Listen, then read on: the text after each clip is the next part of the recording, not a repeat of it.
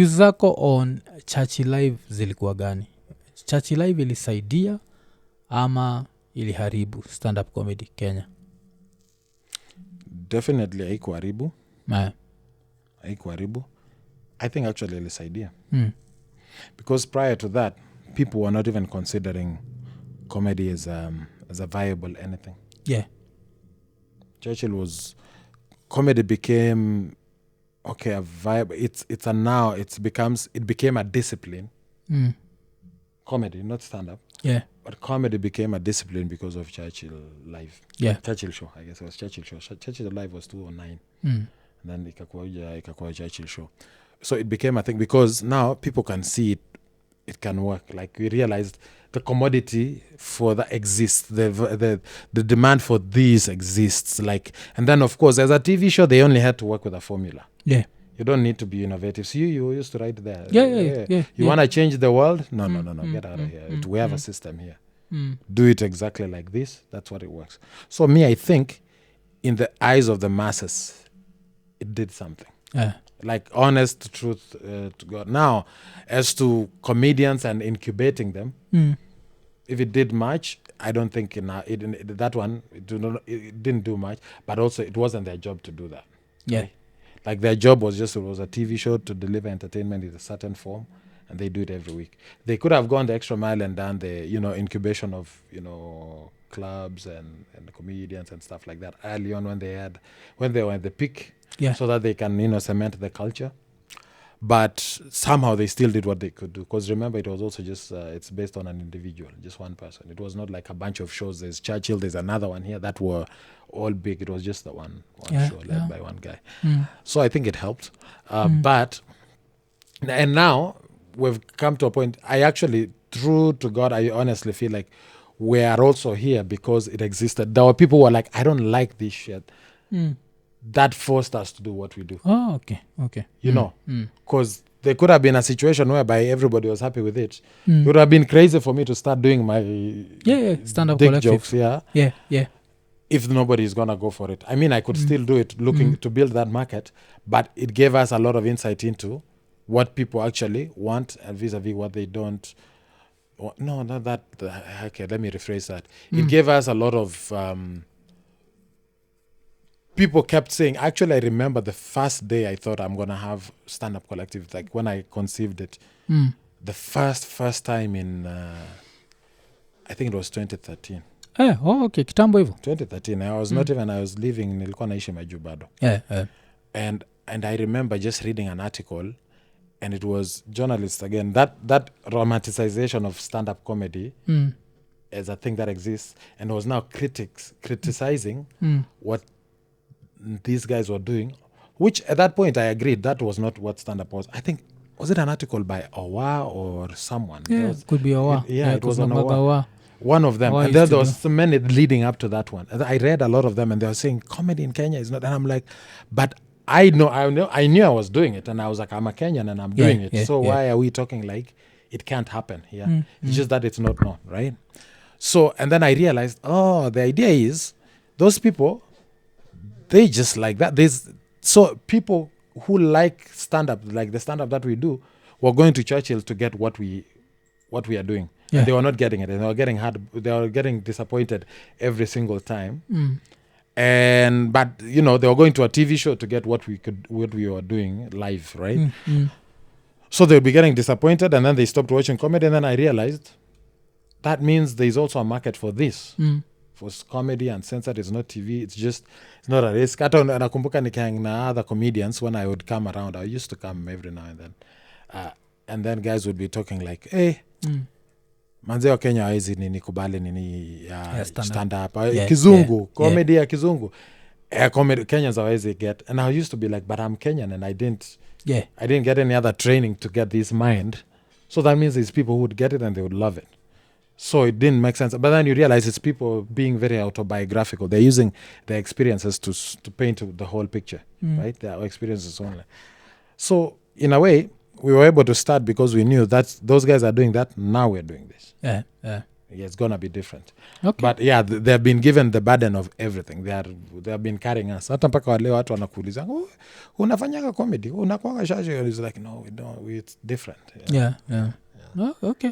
Na hiyo nini pressure mkianza kuko na hiyo pressure, because I'm sure the first days you just perform for yourselves as comedians. Yeah. So like the first stand-up collective ilikuwa nani na nani? Who was there for the first time? The first stand-up collective show? In a bar or a... In a bar. The first one was me, Emmanuel Kisiangani. Actually, the very, very first show, me, Emmanuel Kisiangani, George Waweru, Justine Wanda. Oh, nyo wanne. Actually, na and then audience, Onjoro. It was Onjoro. Yeah. But he didn't come. Alikuwa amekosana the bar owner. There was also, Amandip was not there that month. He came the next month.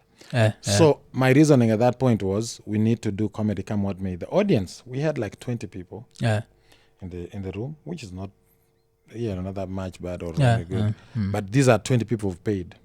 Oh, they paid. They paid. Oh, all our shows used to be paid shows back then. Hata tukuanga na nini free shows, and they loved it, and they would say we'd come back again. Oh, okay. And we had those guys now, all those the four guys. And Mamito, did I mention Mamito? Oh, Mamito alikuwa kwa hiyo kwanza. Mamito was there from the very first one. Okay. Because tulianzanga kwanza na Karura. Karura as well. And then now we started doing it. So my logic was, what does a comedian need to grow? Is stage time. What can you do? Give is consistent stage time. So at that time, it used to be a money loss, losing operation. You spend all this money to market and you get 20 people. People coming. And that's what we started. But we just kept going on. So we started with a monthly show. We had to make sure there's a show every month. Come rain, come sunshine. Takuna show tulichapanga ilikuwa na a whopping 2 people. Yeah. In the audience. So tulichapa tu show. Na comedians walikuwa ngapi? Comedians walikuwa by then 7 or 8. Ama ilikuwa 10. These 2 people? A couple or 2 dudes? It was a couple. No, it was a couple, or was it a chick and another? Just 2 separate people came on their own themselves. I remember clearly. It was October 2018. But tuliwachapia show, tulijibamba, and then of course we now knew also what to tweak and stuff. There were some failings also in what we were doing in marketing at that point. And then we started coming back, and then we just doubled down. We just started doing shows. But the rest of the shows used to be good. Actually, even by the time, so you remember, even when I was my Jew, a lot of the fans on my even Doug Mutai Facebook page were Kenyans as well. Oh, okay. So when I came, people would be like, "Oh, you're in Kenya now." They'd come to my shows. They'd come to the shows. And I used to run it through the Doug Mutai page. And then the guys started coming to it. Like someone like Murumba used to bring his family, everyone, relatives who used to come to the old age shows. So tulikuwa consistently tunachapa, tuko na couple of people for a while, and then it just grew, and then we've had bad nights and good nights, but with nothing that we didn't expect per se. Oh, okay. Yeah. Na nini?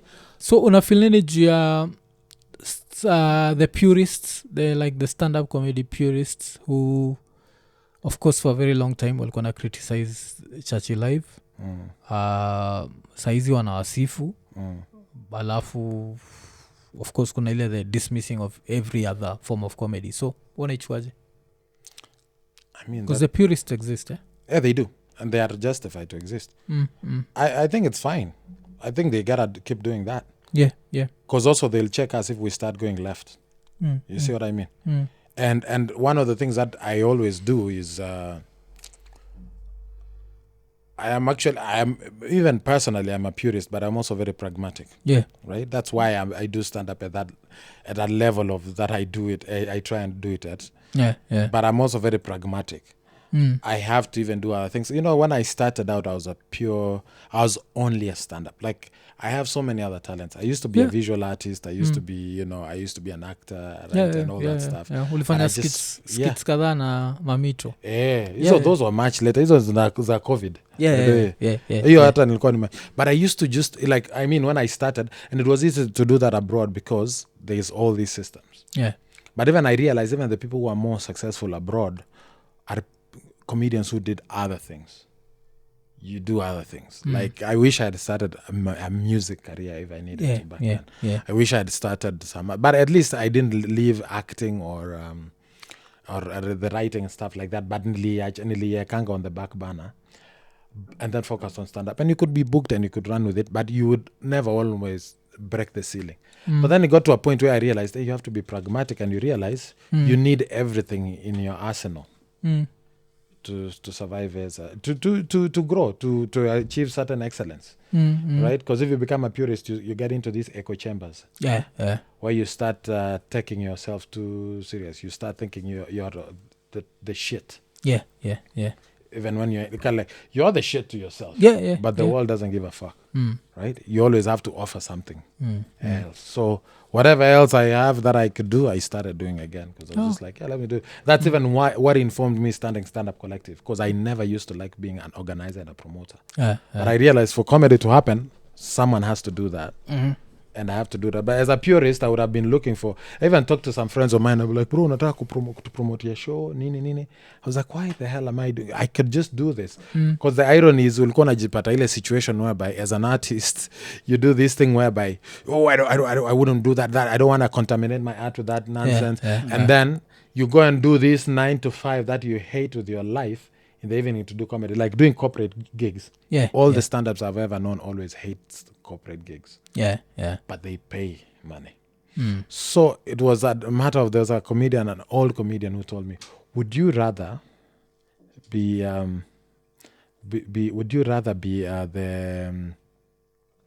would you rather do something you hate absolutely just so you can do comedy in the evening, before it starts paying, right? Because it takes a few years even for comedy to be paying.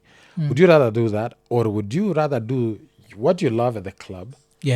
And to get yourself to continue doing what you love, do something related to what you love.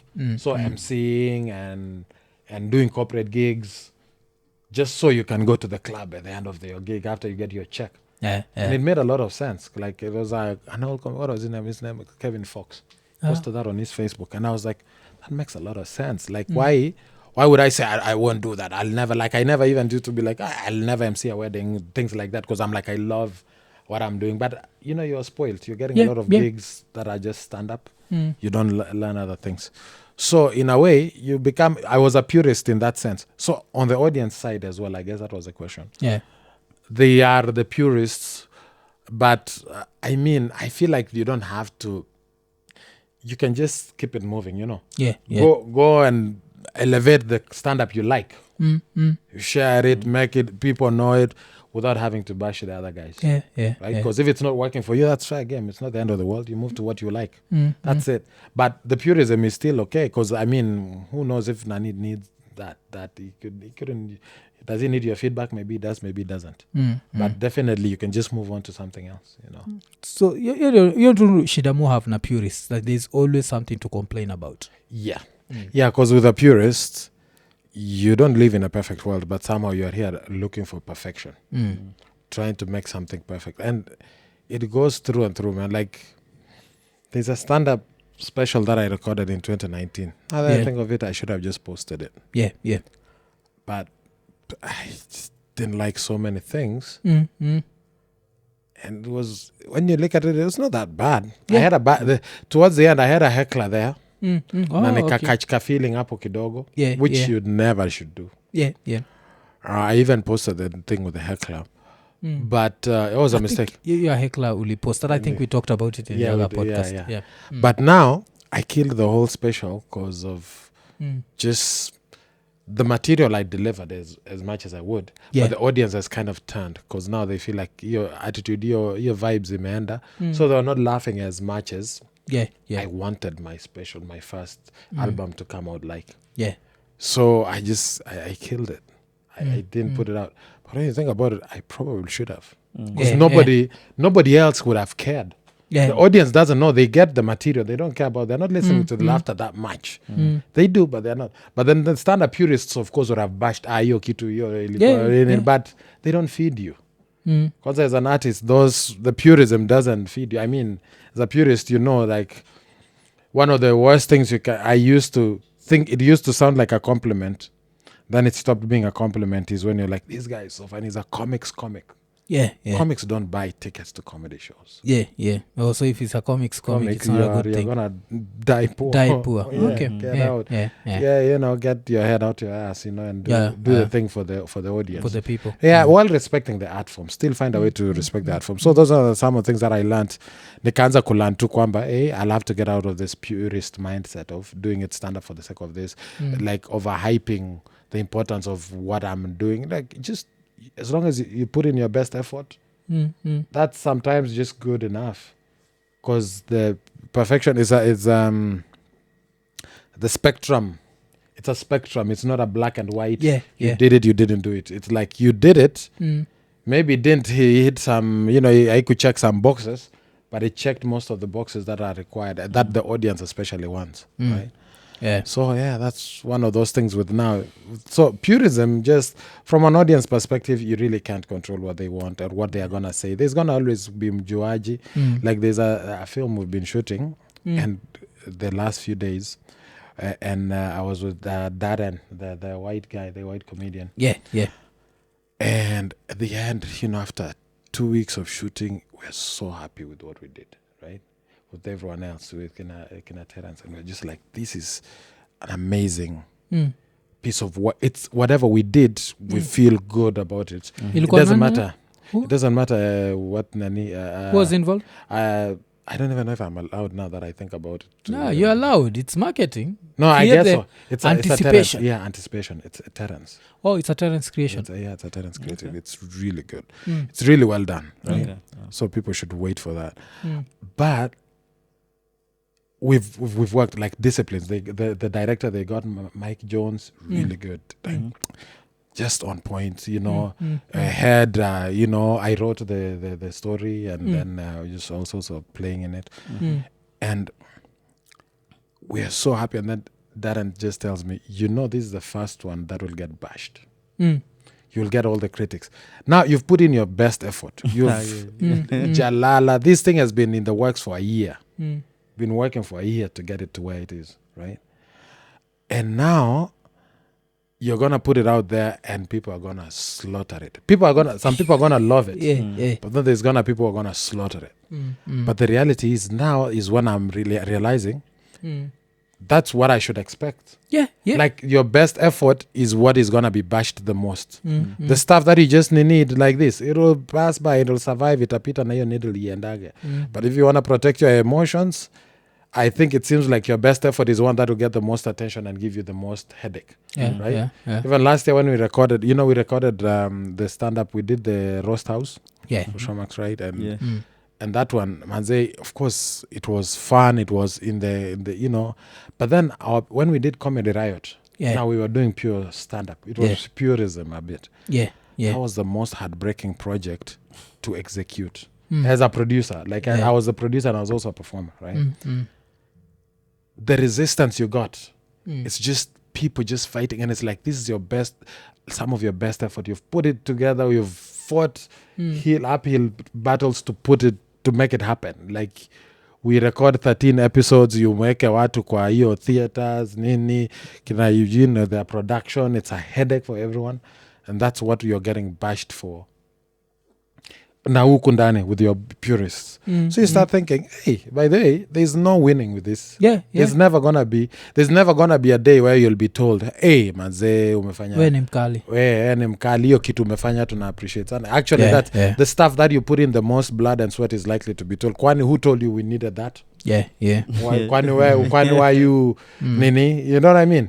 So I feel like having that piece, even as a performer, as you need to grow into that next level that you're supposed to get into, having that piece with the fact that your work will be slaughtered when it's the most nini for you I think it's very important. That's the only recipe for growth and that new level. Because Kumbusha, there's this thing, I think I misquoted him majuzi, but there's this rapper wa US anaitwa Chino XL. Of course, if you've heard Hirema pia ya Tupac, you've heard that name, Chino XL.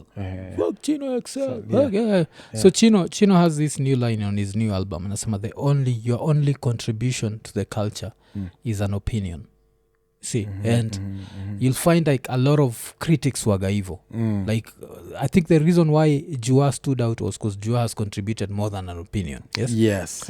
It means what he says means a lot. Yeah, it means a lot. But apart from that, like the most of the people watakuwa kwa comments, ama watu watakuwa kibash kitu, the people who they wanted. I always feel like it's, if you wanted to do something and you never did it, you'll always hate on the people who took the risk. That's why they always tell you that pursue your dreams, whatever, because you'll be less bitter.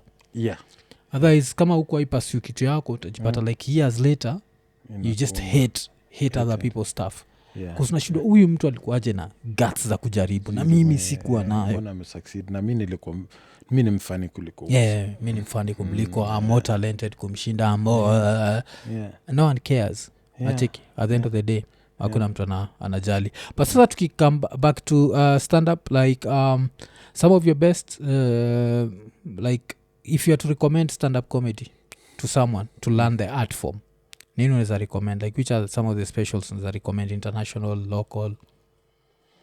I feel like watching stand up is not enough for learning. But there are some people you just want to watch, right? Like one of my favorites is Bill Burr. Looking at Hannibal Buress. Of course, there's Chappelle. There's a guy not a lot of people know. It's a Canadian guy called Dave Mahaj. There's a style he does it. There's another guy who does jokes so well, and body language and facial. And Derek Edwards. One, Derek Edwards is just a comedian. Like he's not as famous, but he does TV every year just for laughs, all that stuff. There's so many comics. And I even tell guys, if you want to learn comedy, look for the comics who are not the most famous.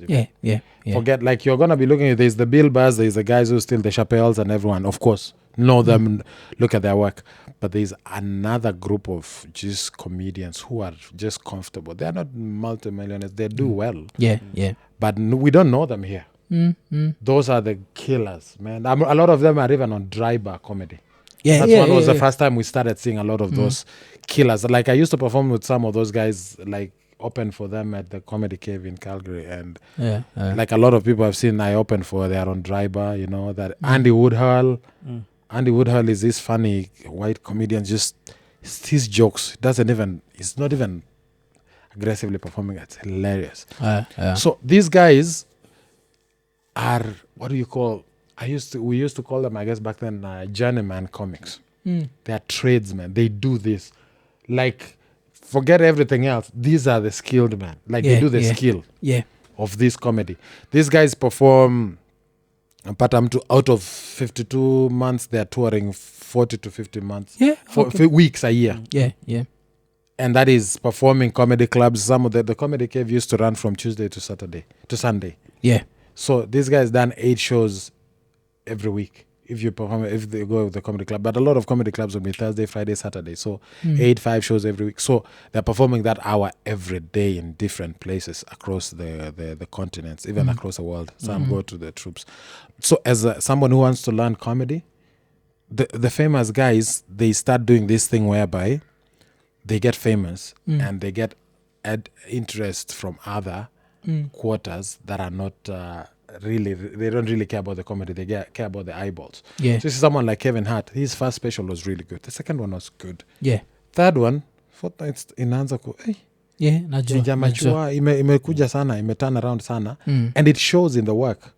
Like, I was like, you can't enjoy it. So he knows he forgot a step. He skipped a step of, so, and that is what is helpful too. If you know you skipped it, it's fine. If you are out here acting like you didn't, it will be bad for you. But deep down, if you know, it's okay. So someone like that, the famous guys, they stop. Their work is not just about the skill of the work. It also comes with the personality, the fame that they have, and everything. That's why even sometimes, if Kevin Hart was to show up to a club here, or Dave Chappelle, and go on stage, he'd perform. The first 5 minutes. There's the excitement of, this is Kevin Hart. Excitement. And it, depending on your level, it never maybe fades, or it does fade. Right? Yes. And then now you have to bring the jokes. Now you have to bring the material. Hannibal Buress was in Kenya a few times. Did you hear that? Yeah. I bumped into him. I couldn't believe, like, Yeah. It's Hannibal, yeah, right? This guy, I even and walked then- up to him. Nikwambia. Yeah, ukuniambia. Yeah. Yeah. Because nakunga Yeah, tukidiscuss. tulikuwa alchemist. Yeah. Back Yeah. in the days. Was it 2019? So there was 2019, That was and then there was 2019. 2020 as well. Yeah. Yeah. He And they're came like, 2 years in a row. Namona across the counter. I'm like, Is that really?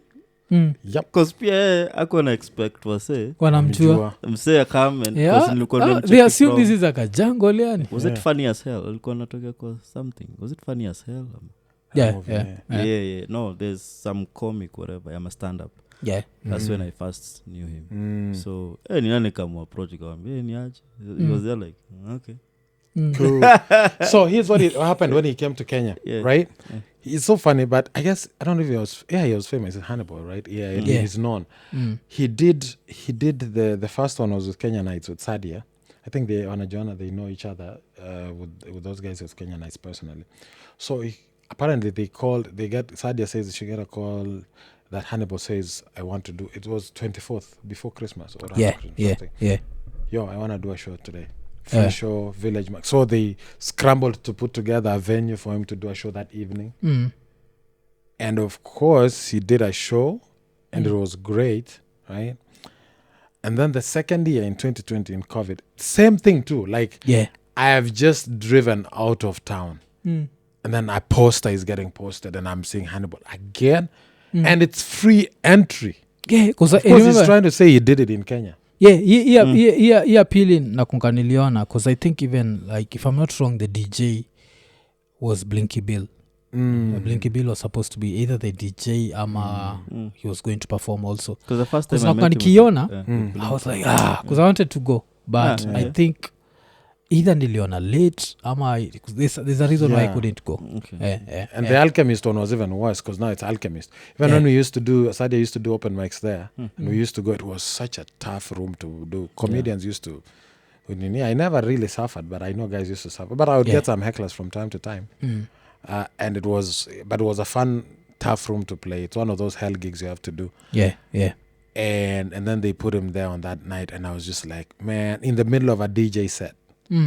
I was like, there's no way he's gonna. And it wasn't that good. It wasn't that good for him. So at the end of the day, all the elements also came after him. But he's a funny. Yeah.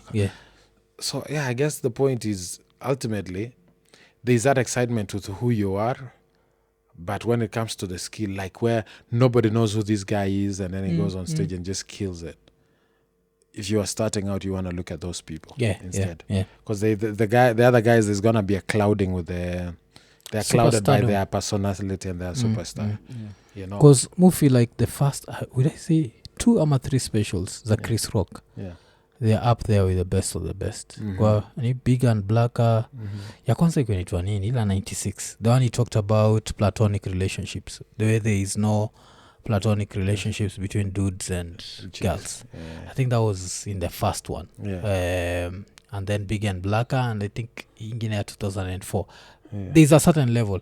Then afterwards I've never felt like he's taken it to that level. Nikiangalia Dave Chappelle mi napendaga sana ile ya kwanza ilikuwa Killing Me Softly ama Killing Them Softly. Remember the first one when he was still broke? The one he was talking about he was talking about compared to now he was broke. So the one he was talking about crack baby on the corner. On the corner, yes. At 3 a.m. And pia kafanya ile like how like if blacks are really hijacked nothing would happen in America. They You know, like we is chilling. At the end. So I found that to be super funny. And it was not just, I feel like everyone, there's a certain level of wealth ikishafika. You start struggling. Absolutely. So who is this other person? There's this other white guy I loved kabisa. This guy who makes worse God jokes than Jim Jeffries. Have you watched the first Jim Jeffries? The first 2? I think I have. I don't remember even. I think ya kwanza ilikuwa intro I swear by God. Yes, I've watched it. Alafu na Alcoholocaust. Those 2. So Alcoholocaust is the one where he was talking about how if watu wawili wana have sex, it's both their responsibilities. Like for the dude, your responsibility is getting hard, for the chick it's getting wet. But girls push everything on us. Like he didn't make me wet. Alafu you go like, what were you doing? You can't tell a girl that you didn't make me hard. Itakuwa like he didn't get hard. Yes. So it's like, kama if it's my responsibility to get hard, it's a responsibility to get your alcohol cost was so good. You see? Then afterwards, when he became super famous, he's done I think like 3 Netflix specials. I'm like, easy 3 Netflix specials. Dave Chappelle, I go like, you know the weird thing is, I don't know. Just being fans of even Jim Jeffries and even Chappelle, I still liked their specials, even the latest ones. Yeah. But I know what you're talking about. You can see that Kanini. Like if I was trying to learn, it would be a different story. But as a fan, I'm just enjoying the work, right? Yeah. And I think that's what happens with these guys. Is they get famous, they start throwing money at you. Yeah. Because they want you to fill the seats or get the eyeballs. They want to get the eyeballs from you, so they'll keep throwing money. So if you are not discerning yourself, you'd be like, okay, I have to decline this one and get ready, or take more time to build it before you give them the special. Yeah, more or less. But yeah, I've heard some good things about the latest Kevin Hart. I haven't seen it. Peacock. Yeah. Funny enough, nilisema naenda kuiwatch, but I just saw one joke that I found to be super funny, because it's one of those things where we think about it but we never talk about it. So he was talking about the way like we as humans are always 1 second away from being insane. Najua, like you always have that random thought in your head, but you never do anything about it. So alikuwa nasema the way now he himself tunafaa kumexpect kwa the news, because he's going to act on it. That's in the new special. The new special. I saw that small clip and I found it to be super funny. Same joke.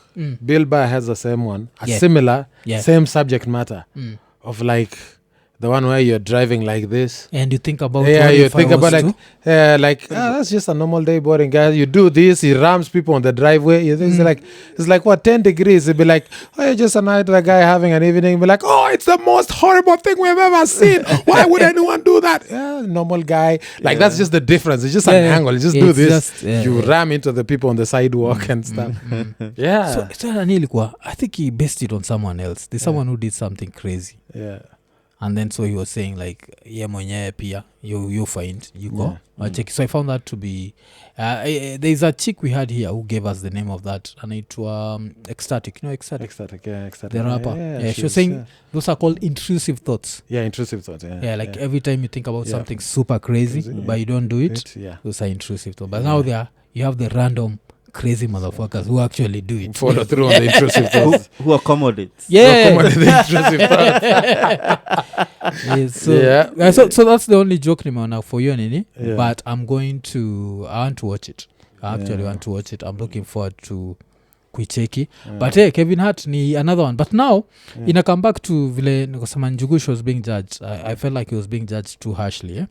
Because according to Mimi, you can give me a different opinion. But according to Mimi, I always say that if you are funny, then you can learn stand-up comedy. If you're funny, you first need to be funny. So if you're funny, it's something you can learn. But if you're not funny, according to me, you can't learn stand-up. So exactly nikiona watu wakisema au mseni mse wa skits tu lakini si mfani. He can learn. It's just so I don't have it's not an opposite opinion. It's the same opinion as yours. It's like if you're funny, yes, you can learn.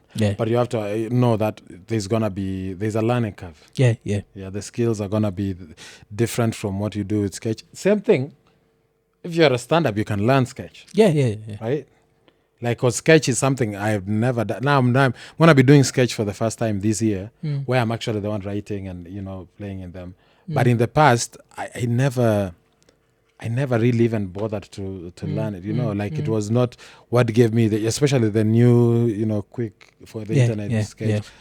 It never gave me a lot of the joys of doing, of doing comedy. It didn't give me the joys of doing comedy. Stand-up used to.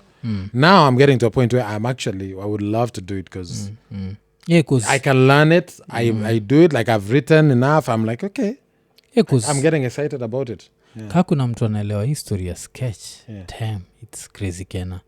There's this new one he's done, corruption. I don't know if you've seen it. Which one? so there's this sketch is done here how officials, so he's entering his house. yeah, I've seen that one. Yeah, imeandikwa no corruption beyond this tourism. point, something like that.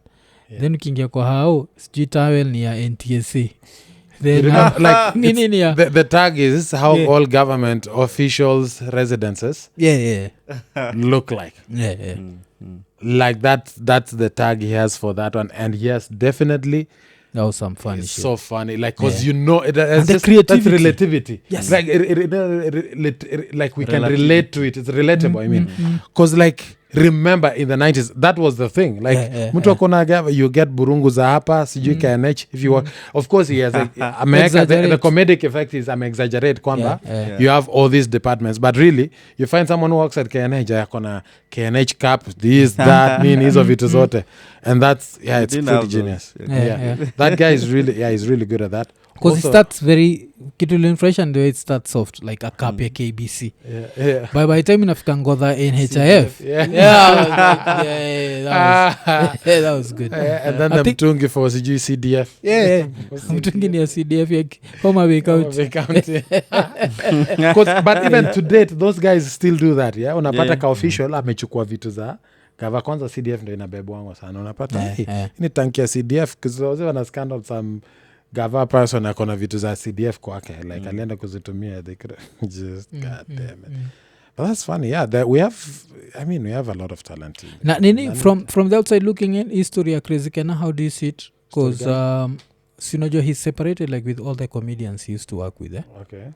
And so he's painted as this devil by everyone. Yeah. So and I think he's also like he's having fun with it Yeah. because when lately ama demo alitoka akina Bushra and there's that other one called Africas. Nasikia hizo je? Kuna Africas. Mimi nafikiri I'm the only Africa up in this. Kumbe there's Africas. So vile alitoka hapo na I think the other girl is called Yvonne. When those three left, he posted something like depression is real. Yeah. And everyone lost their ish. Yeah. Nacheki because people thought he was depressed because he's been left. Yeah. Then Majuzi, he released a statement where he was talking about check on your people, check on what. My purpose in life is to whatever. So I feel like he's having fun with it. Yeah. But ukiona hivyo, what do you think? Like, is it like, mtu mmoja ameacha kuwork na everyone he used to work with? I don't know the specifics. I've seen it ikitrend kidogo, but I didn't pay attention to it. But my point of view is that shit happens. Yeah. They're gonna happen. You're gonna grow apart, and the only problem is the expectation. You were so hopeful that we will be together forever. Yeah, Tumeanza hii kitu pamoja, but your visions start changing. One of you starts saying, by the way, I feel like I'm dragging you, or you're dragging me, or what. Then those things happen because there's gonna be times whereby your growth is just different. Yeah. Someone else says, I want to be an actor more. No one says, I want to be a lead more. And they need to grow. Those people, even if they are under you, they need to grow. Yeah. So if you are not alive to that fact and actually accommodate that possibility, it will come to a head where it's like they're leaving and you're left alone. And or vice versa, whereby you don't want them anymore. They are dragging you, whatever. I don't know actually what the inside story is. But I didn't pay attention to it because I was like, oh, that just sounds like normal growth. Remember, these guys started together when they were kids. Yeah. They were kids in Campo. Idealistic as fuck. Like, right? Like, oh, we'll do this together, mazee. Majamaa tusisauiane. Usiwajua hii kitu tumetoka faa, unaona? But life happens, right? Half the time, those people you are doing that with, hata unaweza pata ni, you are doing this thing with them, and then after you're done sketches, you are hanging out, you are shooting the shit. Kidogo unaanza kupata dem ama wife. You have to pay attention to that part of life too. That's the growth, right? Yeah. So now you are not hanging out with them, you drift apart, but you're heartbroken because you drifted apart. Because there's love involved, and now there's gonna be, it feels like heartbreak because you didn't prepare for it. But it will happen. Hata hizo mambo ya depression for wasanii. It will happen. Like you'll get there. So just the best you can do is be ready for it. Prepare for it and be ready for it so that you know when it happens, utajimanage aje. So as far as I'm concerned, I don't think it's a big deal. But of course, people love a narrative. They frame a narrative. It's betrayal, it's this, it's fucking bullshit. Everyone leaves. At the end of the day, everyone leaves and everyone stays. You know, umenini zako wewe. It's just growth, man. Yeah. Growth is gonna mean you're gonna be tighter or apart, but the best you can do is after a while wataanza kuona, by the way, why did we, the things that were, maybe it was something egotistical too that broke them apart today. Kesho utasema, by the way, what was it important? Watasalimiana, wataheshimiana tu na kazi iendelee. But at least ile kitu nime respect ni after your skit ya nini, because I was worried. I was like, will he survive peke yake? But your skit ya corruption to me was a statement like he was always funny. Yeah, that I'm still super funny because kulikuwa na hiyo na kuna ile moja alifanyaga ya kujipaka rasa mafuta. Like men vile su men supaka mafuta kwa mwili. Ni hapa. Yes.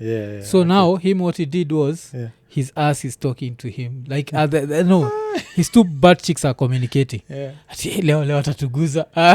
You do everything except rasa. Super nguza. Yani supaka everywhere except it was such a funny whatever. So wata tucheki vile nini. Of course I'd love yani kaneza mget. But sijui but your story yake ni getting him a little bit tricky. Sijaitisha tu mtu namba yake. I think taitisha tu namba alafu nitry kumpigia. Cause pia unajua kuna zile vitu nasikia in the grapevine, because in the grapevine now what I hear is he employed his brother as his manager. And you see this brother as manager thing, it's a very interesting thing because with football, for example, it works. Like with when you keep everything within the family. I think hata niliona majuzi there's a certain basketball player who employed the mom as his manager, and right now he just signed like a $260 million deal. Because family will always have your best interest at heart. Sindio? But sasa I think with his situation, if I'm not wrong, the brother, from what I've heard, because I don't know, all this is allegedly, the brother does not respect the other artists, and I respect tu bro yake. Unala? So jua ukiletewa mtu wa respect artists, what's going to happen? Hata expect artists walipwe like good money. Yes, what a drift apart. At was push away. Because good money itakuwa ile design ya okay. Umefanya hii job. Okay, uanze kufikiria like in terms of salaries. In terms of salaries design, like there's a Kenyan who wakes up every morning, goes to work and earns 20,000 shillings. So since you've MC'd the whole night, if I give you 2,000 shillings, there's nothing wrong with it. But you see, art doesn't work that way. It doesn't work like that, no. Art works with, there's this big pie, how can we split it? Nacheki. So I feel hiyo ndio story nimesikia ilikam like ile with yeye alikuwa na nikana dharau manini wengine. So alafu unajua family, you have to stick with family. So I think but I also feel like you don't have to stick with family if they're fucking up.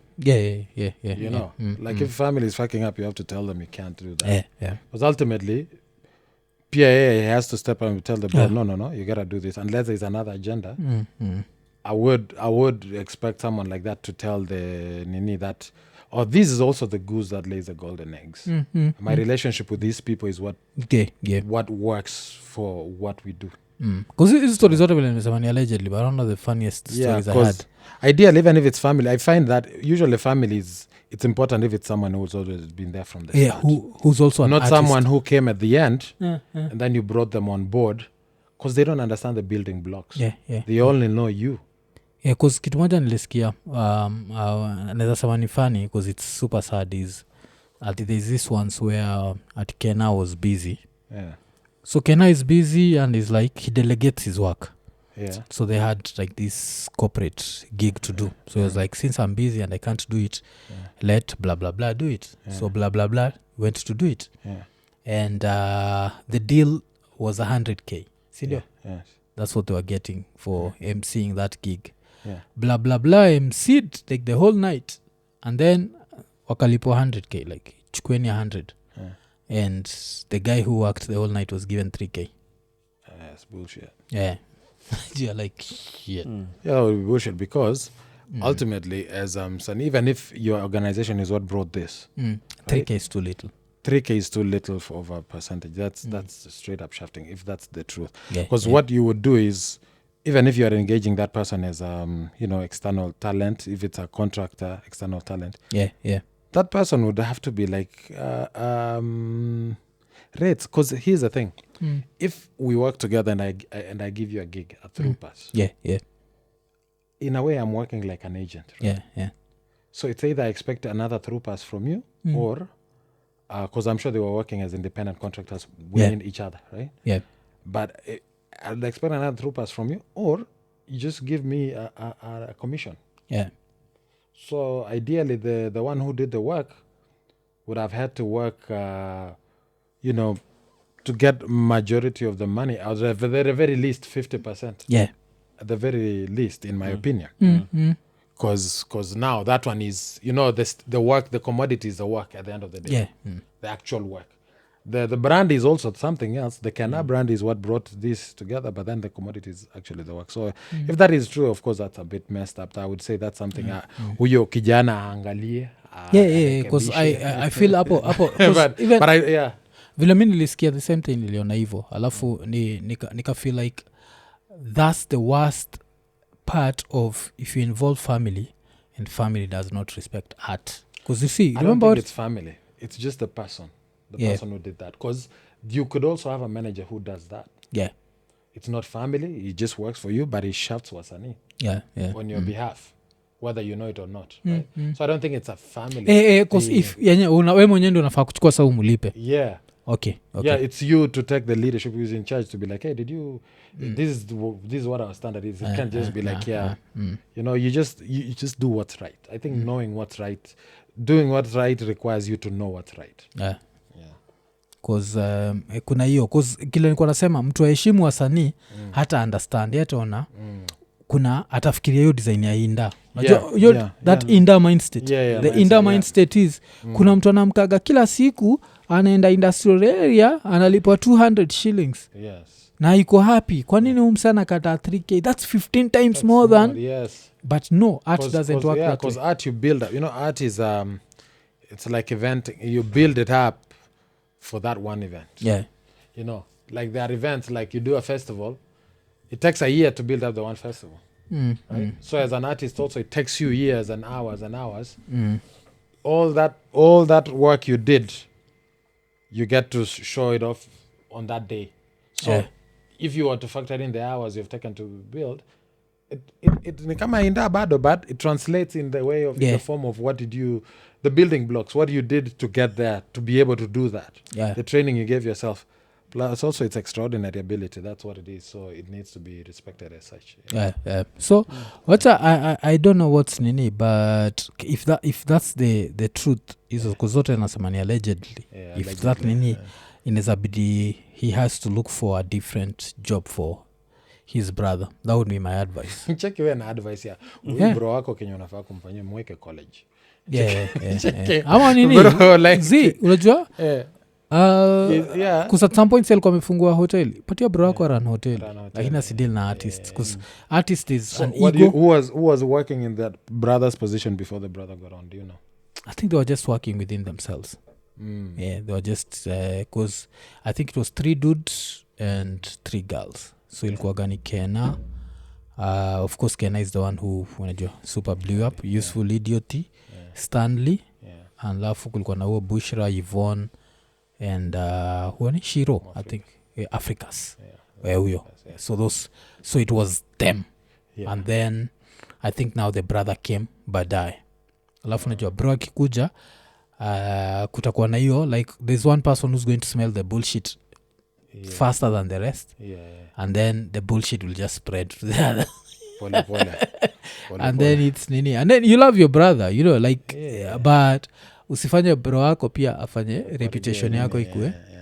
Although pia unaweza hide behind your bro, because me pia ile kitu kingine naiangalia it's up to you to correct the wrongs. Like if I hear we made 100,000 and this person has gotten 3,000 shillings, I can be like, hey, maybe you made a mistake, you're supposed to add an extra 0 because unajua pia unajua haezi you are 50-50. It's in an ideal world where there are no taxes, there are no understand. So because these no corporate expenses, gigs, you have to sign up, you have to there's- have, so there's a trail. There's expenses. Yes, KRA is Losing waiting for its money at the end of the Yeah. so kuna hiyo, but na feel ni kama angerite hiyo wrong, Yeah. like just grab a Yeah, if that was 27, the case, you would write that wrong instead of being, get a 27k, give this person, now they have 30 Gs. If they complain after that, now it's uni up to them. Yes. 'Cause 30 Gs is good money. If it's something you're filling in for someone, Yeah. it's not bad money. It's That's yeah, it. it's not. Yes, you're feeling it. Yeah. Yeah. If you're feeling it for sure, yeah, it makes sense. So I think hiyo ni kitu tu ya unajua pia hii kitu ingine inafanyanga mtu ni labda jamaa is so busy, fatigue also makes makes you Lakini si utaangalia bank account hata kama umechoka. No, I'm saying it's not about fatigue makes you not know what's going on. I'm saying fatigue makes you do poor judgment. Yeah. So you're fighting a battle you should not be fighting. Yeah. Like unasema lakini mbona aliniongelesha hivyo? Yeah, okay. You're not considering what they were feeling at that point too. Mbona alinishwa hivyo, acha kae, like, and then kila mtu sasa muna and then you are fighting the wrong battle. You are looking at the wrong thing, you are happing at the wrong store. Yeah. Because I think and in another thing that I'd heard about that, all these things are allegedly, that's why like I'm saying like I'd love to sit down with him. But another thing I'd heard was alikuwa gonna rule where if you work for Talk Tales of Crazy Kenya, you don't work on your own shit. Alikuwa na rule hiyo. So you'll have to like hata uwezi anzisha YouTube channel. I think they're all starting their YouTube channels after they've left. So they all had to focus. That makes sense in a way that if I've given you what you have, if I've signed, if there's a signing, hata kama quote unquote, that explains from a business standpoint, that can make sense, but it needs to be very absolutely clear and it needs to be adequately compensated for that. You know, there's an opportunity cost to that. Like if you want me to grow while I'm here and be extremely exclusive to you, then you also have to pay me enough for the opportunity cost. The loss of I could have been pursuing something else that would mean more for me in the long run, but I am here with you. So it's fine, but it needs to be very clear. It cannot be from a personal point of view. Like ile kitu personal. Kama umeni betray ukifanya hivyo mbi vingine. It needs to be, if you're doing that, ujue tu, this is what it means for me as a business. You see? And so from a business standpoint, as long as that is clear, it's fine. But if it's just like ni betrayal, why unalala na watu wengine, YouTube kufungua channel yako ni kama ni betray. That's different. Unajua wase pia unaangalia biashara and then you make it very personal instead of being pragmatic about why that is the case. The loyalty is for what reason? And what are you making it so that the loyalty is worth the nini? Because I always feel like as artists you have to be ready for people to grow. Absolutely. Ukiangalia like even music, you'll always hear blah blah blah was a backup singer for blah blah blah. And then they it's gonna happen. You see. And then the heartbreak comes because you didn't think that would happen. You acted like that would never happen. But that growth is gonna happen. So alafu mnaanza kupigana from an egotistical point of view. I mean, disrespect. Someone else growing is not disrespect to you. Despite of what you have done to them, for them. You gave them the platform, you unawajenga, and then they grew. They left the nest. It's not disrespect. It's just growth. And wasania, sometimes, unajua because of the amount of blood and sweat you put into this together, it's hard to see that. So ikikupata wakati uko na fatigue vitu kama hizo, poor judgment inaingia in the play pia. But Simon kumbusha kuna hii tweet some guy called George Njoroge had tweeted.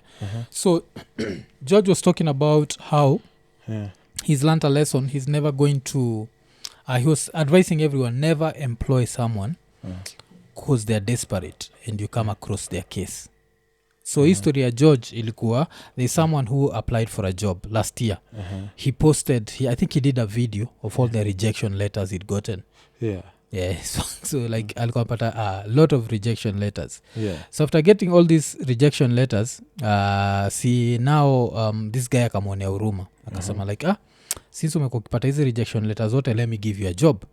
Then of course this guy got the job. After getting the job, he got another opportunity like a few months later. So umepatia mtu, this guy was desperate. Yes. And you went out of your way and created a position for him. Then this guy a few months later gets another job because you know how vitu happen. Immediately quits hii job ulimpatia, how would you take it you? I mean, it's right for the person to quit if they got a better opportunity. And I agree with that. Never, like, when you're employing someone, you're not giving them, so might as well just give them money. Yeah.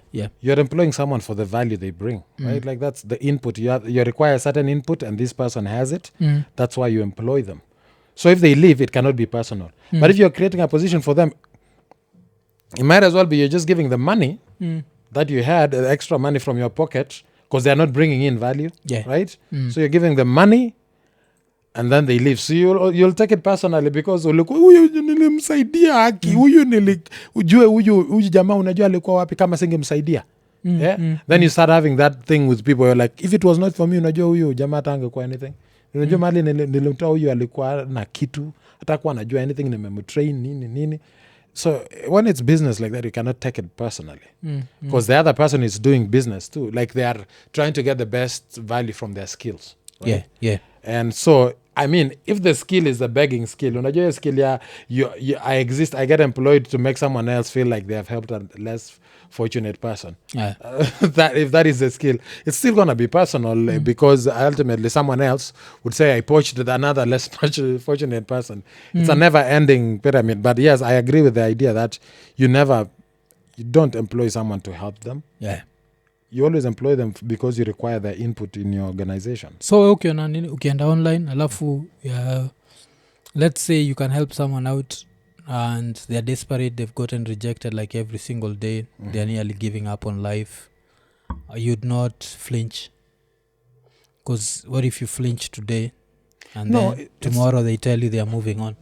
No, that's okay. Like I'm saying, if they're offering a skill, I would, definitely. It doesn't make sense. I would never hire you just to help you. Yeah.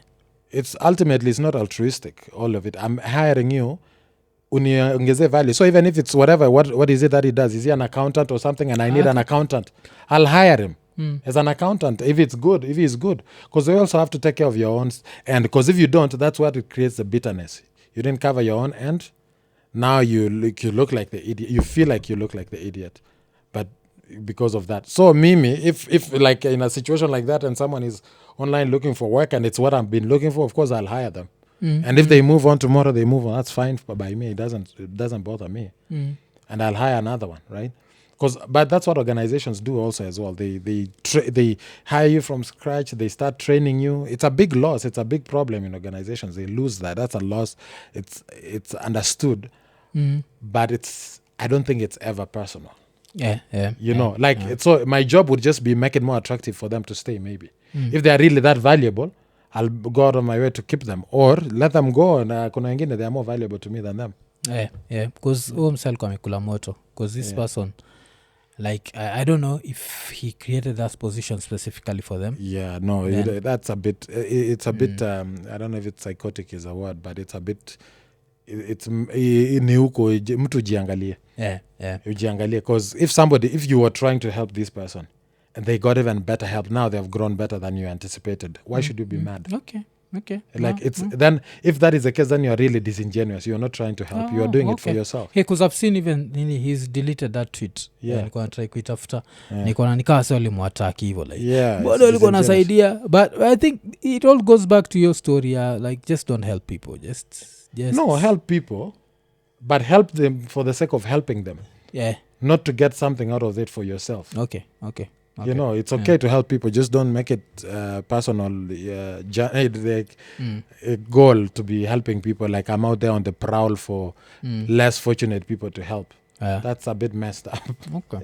Okay. So tukimalizia nini future ya stand up unaionaje? Like since your conversation imeanza, did you think the conversation was necessary? Like the whole conversation about Kenya not having stand-up comedy, because kuna watu unajua ajuja stand-up collective, like I saw some woman there who'd written Kenya has no comedians. I'm like, no, you have a stick up your ass. You don't know anything. You don't know anything. So do you think the conversation was necessary? From a selfish point of view, ilitusaidia. Itatuzia matiko. And we need more people. We need people to know. So sometimes also I feel like people also have to apply themselves to find if there is Kenyan comedy. And then come and check it out. So that they are not talking they are talking just from a point of ignorance. So what walitokea? like No, this? I don't know. They haven't had a show since then. Yeah. Yeah, it was, Tengenezeni and show. the Friday show there was no difference from what we normally have. Yeah. Yeah, I think we had like, it was an open mic, and I think we had like 70 something people or something. Mm. So it's not a big difference from the regular attendance. Mm. But I feel like I wasn't even there by the Sukwayo show Friday. Mm. But I feel like it's just unnecessary. It's a good conversation to keep having. Mm. It doesn't have to be like, it doesn't have to stop, but it also doesn't have to go take the tangent it had taken. Like, it doesn't have to have casualties. Mm.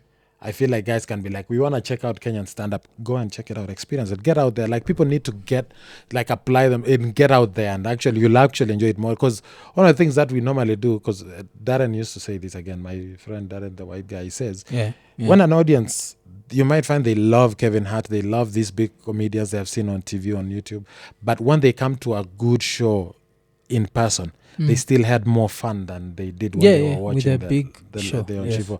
Watching it live was more fun than anything they've ever seen on the device, and that's what guys need to do. Just come out, man. By the way, we need the numbers. You guys, by the way, kujeni my show, man. Guys need to come out to shows. What was support? What was support? Wanunue matiko. It'll help you. Like, and we're not asking. It's not like, hey, support. No, support, yes. But the idea is also you'll get something out of it. You'll get value. You'll enjoy yourself. Kesho itareset akili kidogo. Kesho wera utakuwa more fresh. Plus nini inaitwa nini, comedy nizafanya if you're a single dude. Comedy nizafanya at the end of the night ujipatuki. He's trying to unhook the bra. Check it. Unajua vile mtu waka confuse kia kwanza. By the way, comedy is the best idea for a date because we break the ice for you so easily. Yeah, like we just back it now. Like we're worse than what you could possibly do, because what we have said is worse than what you could possibly say to your date. And it just makes it all fun. And when you laugh together, it's likely to create a connection. Laughing together creates a better connection.